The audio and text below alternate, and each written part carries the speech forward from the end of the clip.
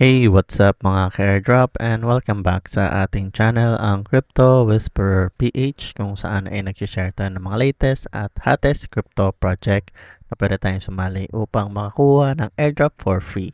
At kung hindi ka pa nakasubscribe ay mag-subscribe ka na para lagi kang updated sa ating mga future videos. So for today's video guys is another project ang ating i-share ngayon sa inyo guys, no?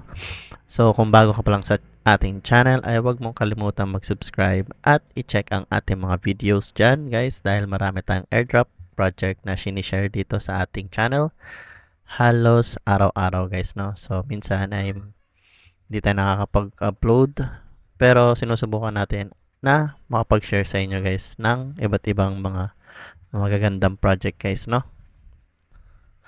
So diretso na nga tayo sa ating i-share ngayon guys, at ito nga ay isang kumbaga AI agent na nagagamit natin parang kagaya ni ChatGPT. So pwede natin siyang tanungin kagaya ng kung ano-anong mga gusto nating itanong, at kapalit nun guys is makakakuha tayo ng points na pwede nating may convert sa kanilang token kapag nagkaroon na sila ng airdrop guys, no? So ito nga ay si Venice AI. So I'm sure ay nabalitaan nyo na maraming pumaldo.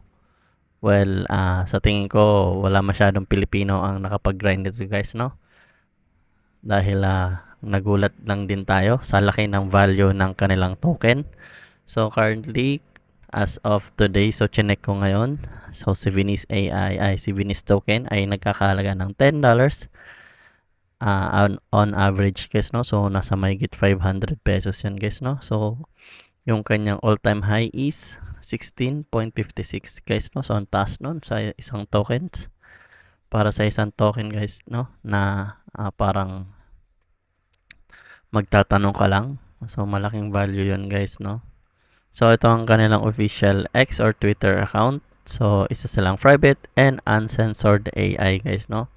So chinek ko ang kanilang X and talagang nanggulat lang din talaga sila guys, no? So parang hindi sila nag-announce nung tinitingnan ko yung kanilang ito guys, ang kanilang Twitter account. So talagang nanggulat lang sila sa kanilang airdrop guys, no? So kung pupunta na tayo sa kanilang official page, so i-click mo lang yung ating link dyan sa baba guys para makita mo at makapag-register ka rin guys, no? So ito ang kanilang official page guys, no? So kung pupunta tayo, sige, unahin na muna natin dito sa chat. So dito guys is pwede nga magtanong ng kahit anong gusto mong itanong guys, no? So pwede ka rin mag-prompt dito ng image. Pag pinindot mo itong image, so bibigyan mo lang ng prompt itong AI, itong si Venice AI, at gagawin niya yun para sa'yo guys, no? And then meron din dito kung gusto mong mag-build ng gusto mong magpa-build ng isang, sabi natin, web page or siguro app, pwede mo sigurong ipa-build doon dito sa kanilang AI guys, no? Pero hindi ko pa na-check yan. So ang sinubukan ko pa lang is magpa-build ng web page na nire-require ang username at password guys, no? So sa models, when it comes to code, ay iisa lang ang available. So si Llama 3.3 70B lang ang kanilang default. So kapag nag-pro ka is makukuha mo ito guys, no? So yung Llama 3.1, yung Qwen 2.5 at yung DeepSeek R1, which is bagong-bago lang din guys sa market, no? Na talagang nag-shake out ang market dahil sa pag-launch ng DeepSeek na ito guys, no? And then sa image, so may iba't ibang model ka na pwedeng pagpilian. Depende sa kung anong gusto mo guys, no? Send sa text, yun, may dalawang choices.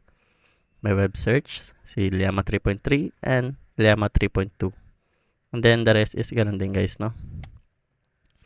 So halimbawa magpa-prompt tayo.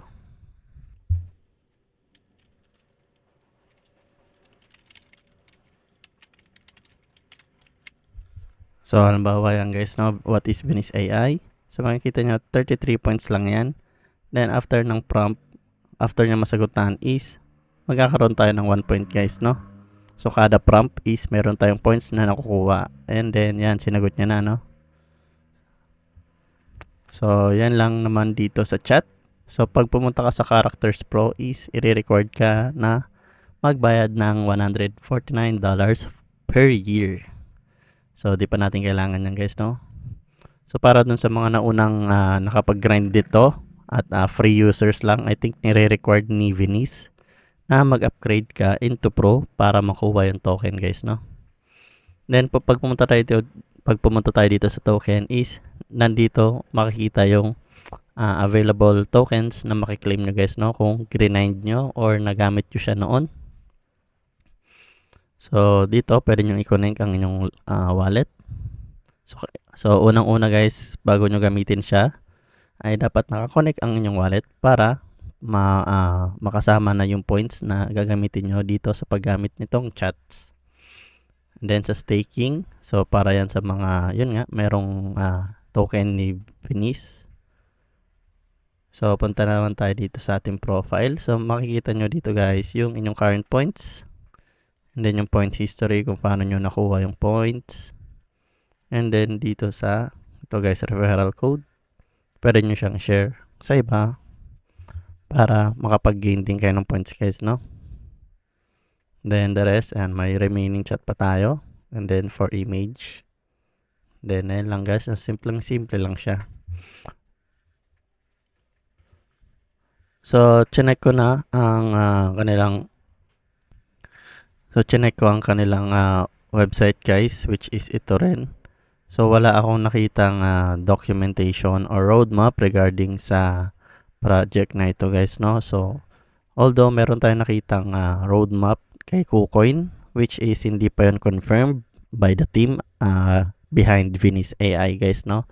So, yung kanilang season 2 airdrop is hindi pa talaga nako-confirm guys, no? So, kung sa tingin mo ay hindi ka sigurado dito guys at sa tingin mo ay hindi magkakaroon ng second airdrop is okay lang naman na wag mo na siyang gawin guys, no? Pero kung naniniwala ka at gusto mo pa rin siyang i-grind, ay nandyan lang ang ating link guys, no?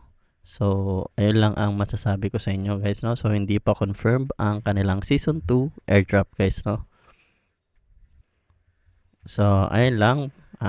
Kung nagustuhan mo ang ating video for today is don't forget to give it a like at mag-subscribe ka na rin para lagi kang updated sa ating mga future videos. So, ayun lang guys.